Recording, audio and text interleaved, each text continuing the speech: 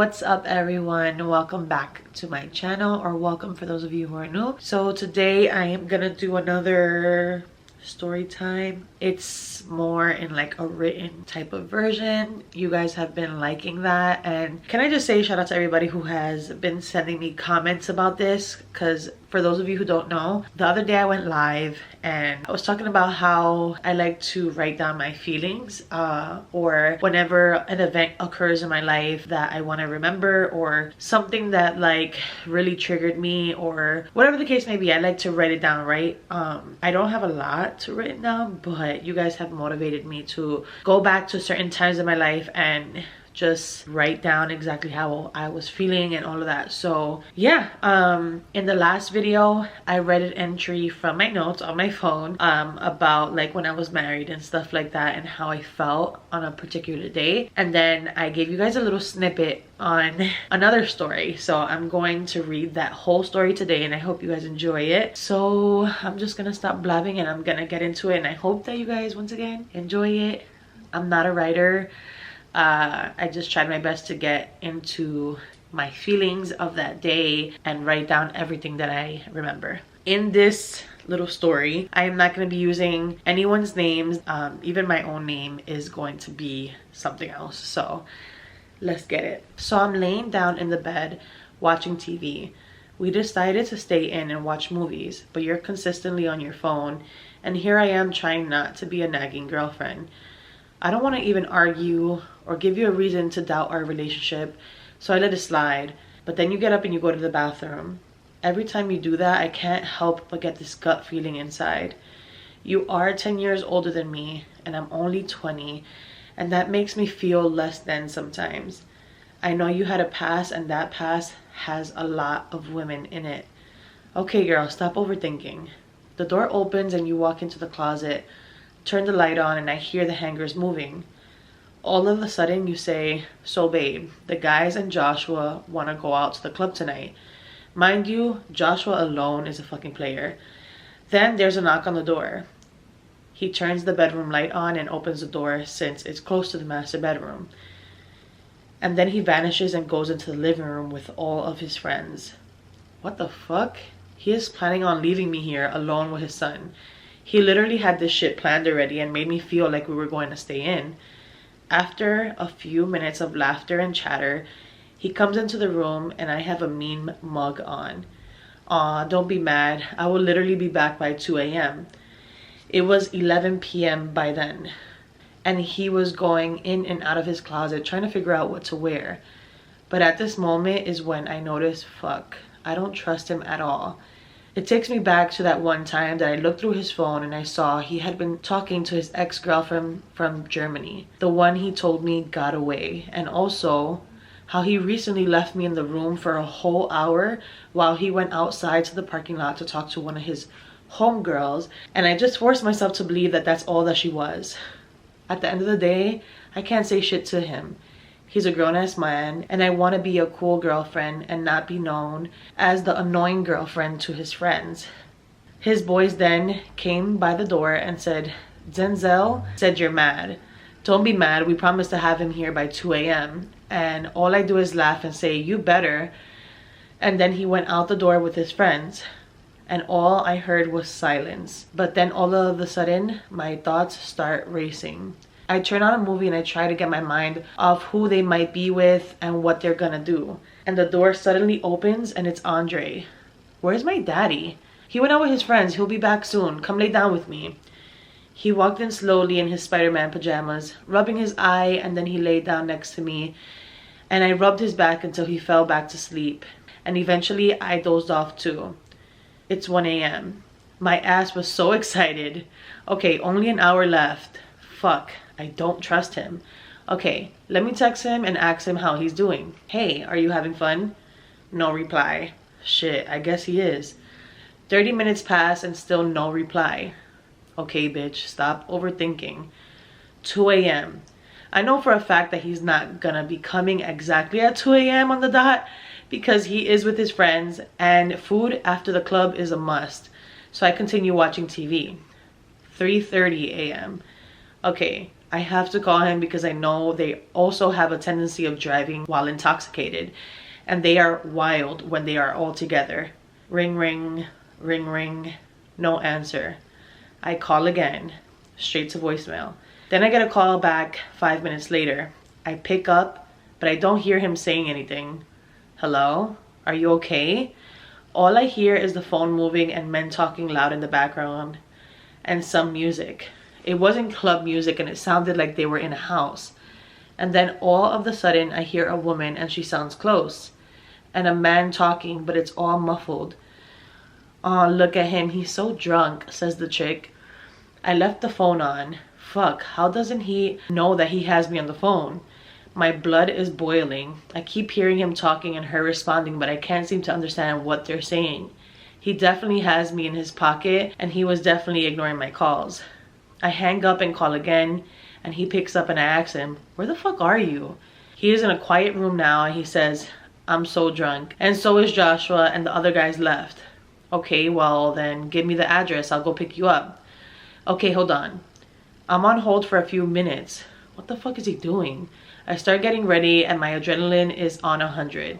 I start picturing him with the woman on the phone. And the woman I envision, even though I don't know exactly who it is the girl from the basketball game from when we first met. She grilled me when I cheered him on and then later he said that he had been fucking her before he met me. The same girl who texted him when we were at the army ceremony and he texted him, wow, so who's the girl? This is what we're doing now? I always felt deep down like he had been fucking her on the low when I would go back to New York. Okay, bitch, stop overthinking. I'm still on fucking hold. I call back and it's been over 15 minutes now and he picks up and starts telling me an address. So I quickly put it on my maps. Look down at his son and I roll my eyes. This motherfucker can't be responsible enough to not get super fucking drunk and then on top of it, be with people who are also fucking drunk and they're all not responsible. Why can't you just stick to your word and get home? Like, I get it, have fun, but I thought your boy was driving you. What the fuck? Andre, baby, wake up. We're leaving. Huh? But it's nighttime. I have to pick up daddy at his friend's house. Get up. I'll put your shoes on and I'll carry you to the car if you're still sleepy. Come on, get up. I put on his dinosaur shoes, walk to the door, and my heart is pumping hard as I lock it. Okay, girl, you have to trust him. He definitely gave you the address because he's not doing nothing stupid. He's just chilling with his friends. But who the hell was the girl that was so close to him? The house is 20 minutes away, and I gotta get on the fucking highway. I know how to drive, but the highway always freaking scares me. Ah, here's the entrance. Please don't let there be a lot of fucking cars. That merging into the highway shit always makes me nervous. Yes, no cars. As we cruise down the highway, my nerves go away. I get off the exit and I'm driving towards the house and the area looks kind of sketchy. There's trees everywhere, barely any lights. What the fuck? Did he lie to me? There's literally no homes around here. The destination is on your right. Then I see a little entry. I pull in and it looks quiet and there's a few townhomes. I call Denzel and he isn't picking up on me. My heart is racing again. Do I honk the horn? Do I turn into a crazy bitch and start knocking on doors? I'm not trying to fight right now with Andre in the car. And plus, I've never fought in my life. Fuck, I hate this feeling. I call back and he answers and he's giggling. You hear? I decided to honk the horn. I'm honking the horn right now. I'm outside. Laughing, he says, I don't hear a honk. Why the fuck is this man fucking with me? Figure out where the hell you are, please. Why the fuck did you give me the wrong address? He is still giggling and he puts the phone down. A few minutes pass and he gives me, get this, the real fucking address. What the fuck? Where did you get the first address from? It's fucking 4:15 a.m. Denzel and I'm here with Andre.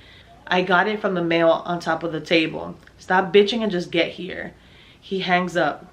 I put the address in my maps, rolling my eyes, heart beating fast, pissed the fuck off. Was he waiting for a bitch to leave or some shit, or is he telling the truth? Turn left on Oceana Boulevard. Fuck, this house is 15 minutes from here, and it was closer to our apartment, and nowhere near a fucking club, which he said that they were going to. Wow, now I have to get back on this fucking highway. I am trying my best not to speed because I'm so pissed, but honestly, I just want to get there and smack the shit out of him. When I arrived to the street, I realized the street looks kind of sketchy too. There were more apartments this time, but it was fucking 4 a.m. and there was people still hanging out outside of the apartments and on the corners. I call and tell him to come out, and immediately my fucking stomach is in my ass. Am I gonna smell perfume on him? Is he gonna have that sex smell? He comes out of the apartment and he's smiling from ear to ear like shit is funny. He gets in the car, puts the seat back, and tells me to drive. And I listen. It was pure silence, and I decided to break that silence. I started talking with an attitude. I really wanted to yell, but Andre was in the back knocked out. Why the hell did you give me the wrong address? And you were supposed to be home a long ass time ago. I told you I grabbed the first thing that I saw, and it was an envelope on the table. Okay, and you couldn't have just asked your boy for the address? He lives there. No, I couldn't, he said in a sarcastic tone. I stayed quiet for a bit. So, were you with other chicks? Yes, Kayla, we were. Listen, I'm a grown-ass man. You're not my mother. I could do whatever the fuck I want and come home when I want. Oh, man. That shit hit my heart. Why do I love this man? He is definitely doing shit behind my back while I stay home taking care of his son. What the fuck am I, a babysitter? He goes out and fucks bitches while I'm home worrying about what he's doing and taking care of his son. I should have left his ass and stayed with Dominic. Don't freak out. Don't freak out. Why the fuck are you lying to me then? I wasn't even texting you like crazy today. I only texted you a couple times and you didn't even bother to respond. You weren't picking up any calls when I was trying to figure out where you were. You got me out here driving everywhere looking like a dumbass. Well, you're acting like one. Okay, that's it. We stopped at a red light and I just balled my fist and hit him in his stomach a few times.